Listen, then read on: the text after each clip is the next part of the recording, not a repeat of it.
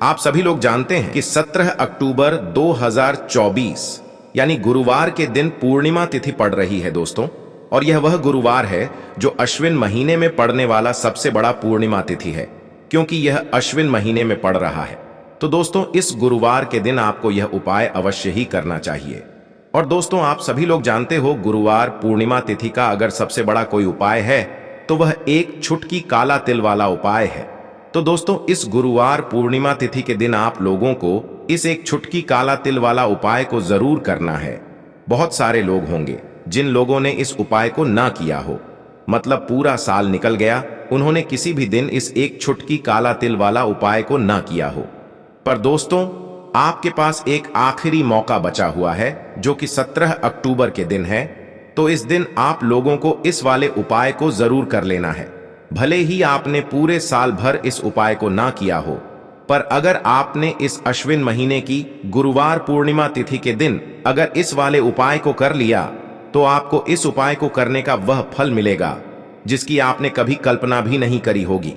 इसीलिए आप लोग इस वाले उपाय को एक बार जरूर कर लेना, ताकि आप लोगों के हाथ से यह मौका ना जा सके और आपको इस उपाय को करने का फल मिल सके। दोस्तों यह उपाय पंडित जी ने अपनी अभी की ही शिव महापुराण की कथा में बताया है, जिस उपाय को आज हम आपको बहुत अच्छे से समझाने वाले हैं। इस वीडियो को देखने के बाद इस उपाय को समझने के लिए आपको कोई और वीडियो को देखने की जरूरत नहीं पड़ेगी।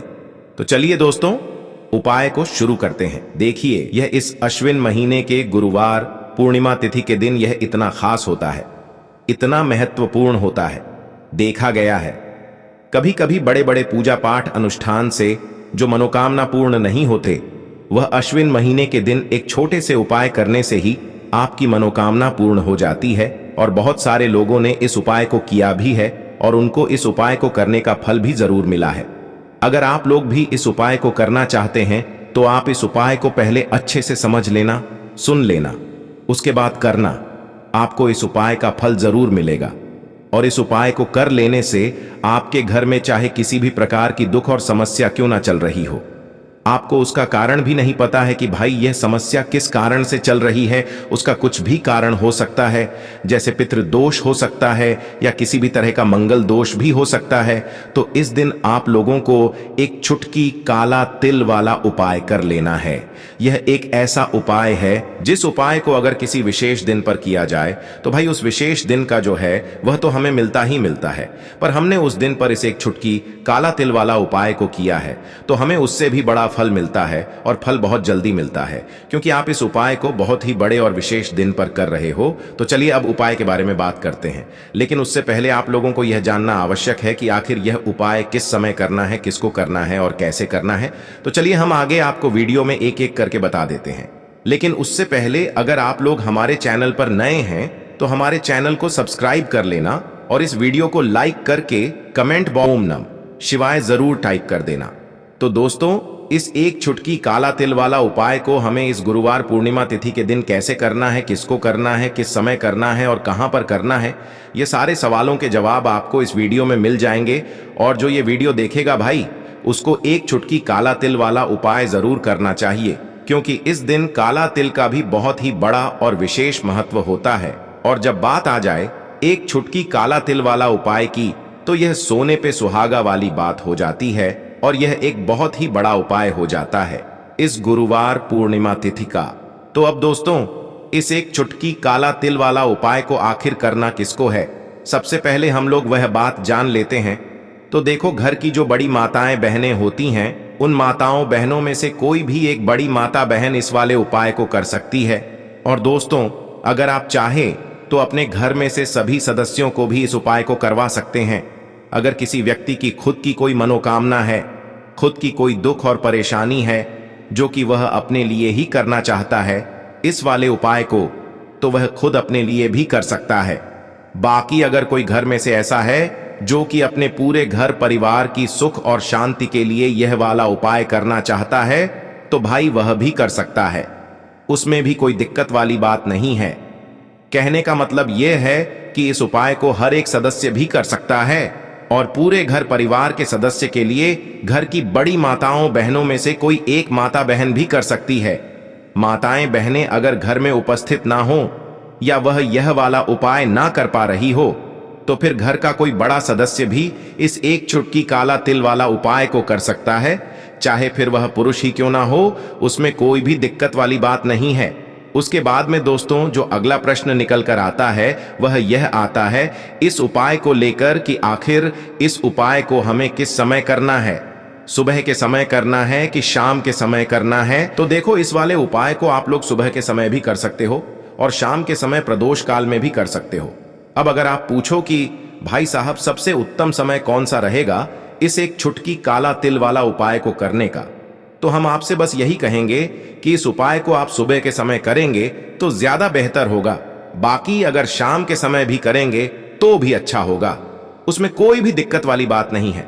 तो अब दोस्तों जो अगली सबसे बड़ी और महत्वपूर्ण बात आती है वह यह आती है कि सुबह अगर हम उपाय को करेंगे तो हमें कितने बजे से ले कितने बजे तक के बीच में करना है, और शाम के समय प्रदोष काल में करेंगे तो हमें कितने बजे से लेकर कितने बजे के बीच में करना है।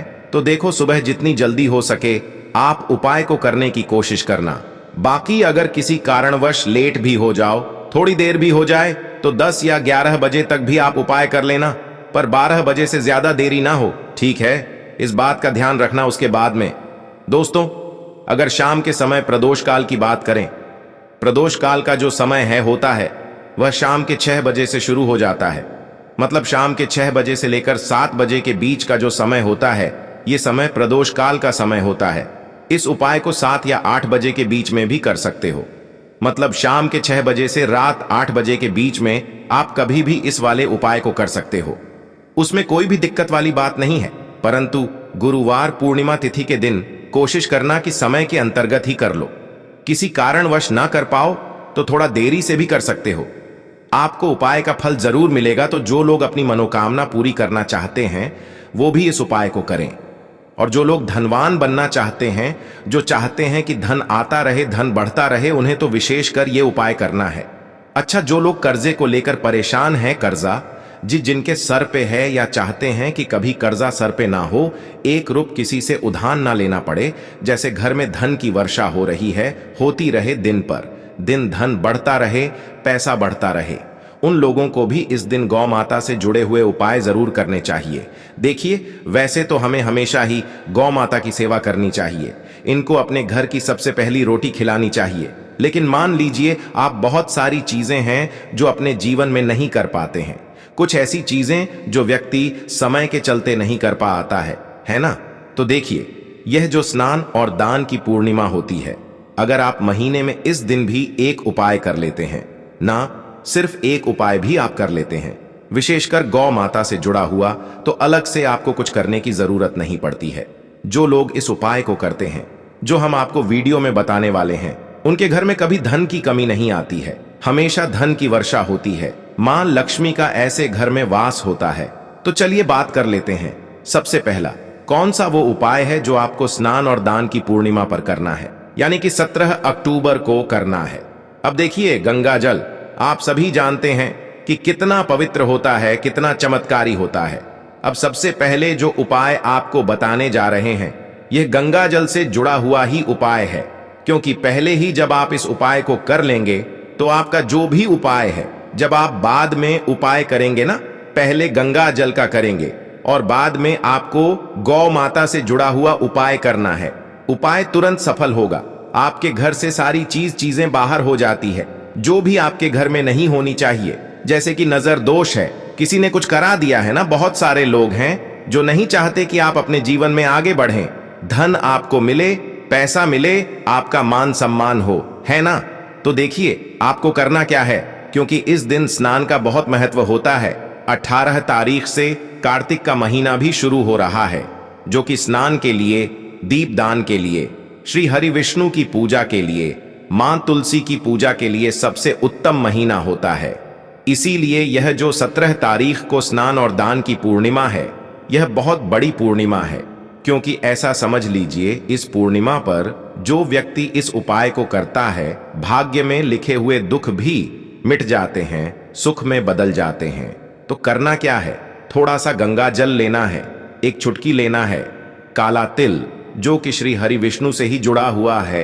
अपने जल में, जिस जल से आप स्नान करते हैं, उस जल में आपको थोड़ा सा गंगा जल डालना है, एक चुटकी काला तिल डालना है और इस जल से ही आपको स्नान करना है। हर हर गंगे बोलकर। अच्छा, जिन लोगों के पास काला तिल नहीं है या गंगा जल भी नहीं है ना, अगर गंगा जल है तो गंगा जल डालने, काला तिल है तो काला, दोनों चीजें हैं तो दोनों डालने। कुछ भी चीज आपके पास अगर नहीं है, हर हर गंगे बोलकर भी स्नान कर लेते हैं ना। तो गंगा में स्नान जब आप करते हैं ना, गंगा पवित्र नदियों के पास जाकर, गंगा मां के पास जाकर उतना ही पुण्य आपको अपने घर पर मिल जाता है। दूसरी चीज कि गंगा जल का छिड़काव आपको इस दिन अपने पूरे घर में करना है। पॉजिटिव एनर्जी बहुत बढ़ जाती है।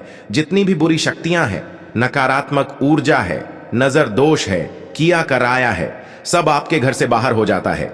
इसके बाद आप जब उपाय करेंगे ना, फिर देखना उपाय कैसे सफल होगा। अब बात कर लेते हैं कौन सी वो चीज है जो गौ माता को खिलानी है, विशेषकर स्नान और दान की पूर्णिमा वाले दिन, क्योंकि यह पूर्णिमा आपके भाग्य को चमकाएगी। तो देखिए, आपको यहां पर सबसे पहले तो अपने घर की सबसे पहली रोटी लेनी है। बहुत सारे लोग क्या करते हैं कि रोटी गौ माता को खिलाते हैं, लेकिन एक रोटी निकाली और गौ माता को खिला दी। ऐसा आपको नहीं करना है। सबसे पहली रोटी ही आपको गौ माता को खिलानी है। जो रोटी सबसे पहले बनती है आपके घर में, उसके ऊपर खिलाना कैसे है, खिलाने का भी एक तरीका है, ठीक है ना। अच्छे से रोटी आपको मोटी सी बनानी है, अच्छे से उसके ऊपर आपको थोड़ा सा घी लगाना है। अगर घी नहीं है कोई बात नहीं, शुद्ध देसी घी नहीं है तो ऐसे ही आप उसके ऊपर गुड़ रख लें। गुड़ ना हो तो चीनी रख लें, मिश्री रख लें, जो आपके घर में मीठा हो वह आपको उस रोटी के ऊपर रखना है। और फिर आपको यह रोटी अपने हाथों से गौ माता को खिलानी है, बहुत ही प्रेम भाव के साथ। मतलब इस तरह से, जिस तरह से हम भगवान को भोग लगाते हैं, क्योंकि गौ माता जो है इन्हीं के अंदर होता है 33 कोटि देवी देवताओं का वास। और जब आप गौ माता को रोटी खिला देंगे, है ना, उसके बाद आपको क्या करना है कि गौ माता से अपनी मनोकामना कहना है। जो भी आपको अपने जीवन में चाहिए वो आपको गौ माता से कह देना है। तो बहुत ही छोटा लेकिन बहुत ही चमत्कारी उपाय है। पूर्णिमा का दिन ही एक ऐसा दिन होता है जिस दिन मां लक्ष्मी बहुत ही प्रसन्न होती हैं, और हमारी गौ माता में मां लक्ष्मी का वास होता है, 33 कोटि देवी देवताओं का वास होता है। अब देखिए, यहां पर आपने गुड़ खिला दिया या शक्कर चीनी जो भी आपने ली है, रोटी के ऊपर रखकर खिला दी। आपका शुक्र बहुत मजबूत हो जाएगा, पैसे को लेकर कभी परेशान नहीं होना पड़ेगा। दूसरी चीज, अपने घर का अन्न खिला दिया आपने 33 कोटि देवी देवताओं को। यहां पर आपको सीधे सीधे 33 कोटि देवी देवताओं का आशीर्वाद मिल जाता है। फिर ना आपके घर में धन की कमी रहती है, ना व्यापार खराब होता है, और ना ही आपके जीवन में कर्जे जैसी समस्याएं बढ़ती हैं। तो आप समझ सकते हैं कि गौ माता को रोटी खिलाने से कितना लाभ होता है। जो लोग गौ माता से जुड़े उपाय करते हैं ना, वो हमेशा करते हैं क्योंकि उनके घर में धन की वर्षा होती है। और जिन्होंने अभी तक नहीं किया है ना, जो लोग सोचते हैं कि उपाय बहुत साधारण सा है, इतने बड़े बड़े उपाय हमने कर लिए, उनसे कुछ नहीं हुआ, तो इससे क्या होगा। एक बार सच्ची श्रद्धा से, पूर्ण निष्ठा से, पूरे विश्वास के साथ इस उपाय को करके तो देखिए, और फिर देखिए आपके घर में कैसे मां लक्ष्मी कृपा बरसाती हैं। तो बहुत ही उत्तम उपाय है। साथ ही साथ अगर आप गुरुवार के गुरुवार 5 से 7 गुरुवार कर लेना, गौ माता को हरा चारा खिला देना, फिर देखना आपके घर में बीमारियां कभी नहीं रुकेगी। कभी आपके घर में कोई बीमार नहीं रहता है जब आप गौ माता को हरा चारा खिलाते हैं। बड़ी से बड़ी बीमारी अगर आपके घर से दूर नहीं हो रही है, बहुत कुछ कर लिया, बहुत इलाज करवा लिया, आप एक बार यह उपाय भी करके देखिए, गौ माता को हरा चारा खिलाइए, फिर देखिए कैसे लाभ होता है। चलिए बात कर लेते हैं अब अपने तीसरे उपाय की। क्योंकि स्नान और दान की पूर्णिमा है, तो कौन सी चीजें हैं जो इस दिन आपको दान जरूर करनी चाहिए।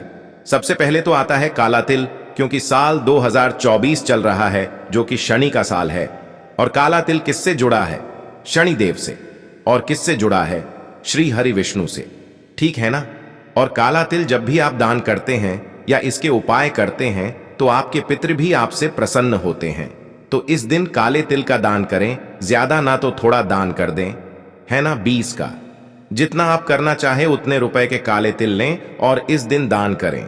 आप इस दिन सफेद रंग की वस्तु का दान जरूर करें, जैसे कि शक्कर है, चावल है, क्योंकि इन चीजों का दान करने से आपके घर में लक्ष्मी आती है, अष्टलक्ष्मी का वास होता है। तो जरूर से इस दिन आप थोड़ी ही करें। लेकिन सफेद वस्तु का दान जरूर आपको करना चाहिए। तो घर की ईशान कोण यानी कि उत्तर और पूर्व के बीच की दिशा देवी देवताओं की दिशा होती है। इस दिशा में एक देसी घी का दीपक गोल बाती का जरूर लगाएं। मुख्य द्वार पर 2 दीपक जरूर लगाएं देसी घी के। और मां लक्ष्मी का अच्छे से अच्छे इस दिन पूजन करें, क्योंकि यह दिन मां लक्ष्मी को ही और श्री हरि विष्णु को ही समर्पित होता है। और गौ माता की सेवा जितना कर लेंगे उतना आपके जीवन में आपको चमत्कार दे। मतलब एक चुटकी हल्दी ले लेंगे, शुद्ध जल मिलाएंगे, थोड़ा गाढ़ा गाढ़ा उसका पेस्ट बना लेंगे और उसको अच्छे से उस मौली धागे पर लगा देंगे। अब इस मौली धागे के अंदर आपको 3 गांठ लगानी है। 3 गांठ लगाएंगे। मंत्र अगर आप ध्यान रख लेते हैं तो सही है, वरना बिना मंत्र के भी आप इसमें 3 गांठ लगाएं। जय श्री हरि विष्णु, जय श्री हरि विष्णु, जय महालक्ष्मी, जय महालक्ष्मी, इस तरह से बोल दें। मंत्र है ओम नमो भगवते वासुदेवाय नमः, ओम नमो भगवते वासुदेवाय नमः। यह मंत्र है। 3 बार गांठ लगाते समय आपको यह मंत्र बोलना है। इसके बाद यह मौली धागा जिस पर हल्दी का लेप आपने लगाया है, आपको तुलसी जी के पौधे में अपनी मनोकामना कहते हुए बांध देना है। मां तुलसी से प्रार्थना कर लेनी है कि मेरे घर में धन आए, सुख आए, आपकी कृपा हमेशा बनी रहे, घर से क्लेश दूर रहे, घर से दुख दूर रहे, घर से गरीबी दूर रहे। इस तरह से आपको प्रार्थना कर लेनी है। अब देखिए, शरद पूर्णिमा जितनी भी होती हैं, श्री हरि विष्णु को सभी प्रिय हैं। और ये पूर्णिमा ऐसी है जिस पर आप उपाय करते हैं तो तुरंत आपसे श्री हरि विष्णु प्रसन्न होते हैं। तो जरूर से आप इस उपाय को करिए और फिर देखिए कि आप अपने जीवन में क्या क्या प्राप्त करते हैं। मतलब जो भी आपको चाहिए वह तो मिलता ही है, जो आपने सोचा भी नहीं होता है ना, वह भी आपको मिल जाता है। क्योंकि जब भी आप इस उपाय को करेंगे जो कि तुलसी मैया से जुड़ा है, तुलसी मैया आपकी बड़ी से बड़ी मनोकामना को पूरा कर देती है श्री हरि विष्णु से कहकर। क्योंकि श्री हरि विष्णु मां तुलसी की हर बात मानते हैं। साथ ही साथ इस दिन तुलसी जी के पौधे के पास आपको दीपक जरूर लगाना है। अब जिन लोगों के घर में तुलसी जी का पौधा नहीं है, वह मंदिर जाकर भी इस उपाय को कर सकते हैं। मंदिर नहीं जा पा रहे हैं तो आप मौली धागा लें, उस पर हल्दी का लेप लगाएं, 3 गांठ लगाएं और श्री हरि विष्णु के सामने रख दें। बाद में इसे अपने घर के मुख्य द्वार पर बांध दें। ठीक है ना? लकड़ी का जो दरवाजा है वहां बांध दें। हमेशा श्री हरि विष्णु की कृपा बरसती रहेगी। तो जो भी उपाय हैं आप जरूर करें, सच्ची श्रद्धा से करें, आपको लाभ जरूर होगा। आपकी जो भी मनोकामना है वह जरूर पूरी होगी। तो दोस्तों, यह था पूज्य गुरु जी द्वारा बताए गए कुछ बहुत ही खास और महत्वपूर्ण उपाय। यदि आप इन उपायों को सही तरीके से कर लिया तो आपके जीवन में, आपके घर परिवार में जितने भी दुख और परेशानियां चल रहा है वह खत्म हो जाएगा और आपका मनोकामना पूर्ण होगा। साथ ही साथ आपके घर में पैसा भी आना शुरू हो जाएगा। यदि आपको पंडित जी द्वारा बताया गया उपाय पसंद आया तो वीडियो को एक लाइक अवश्य करें।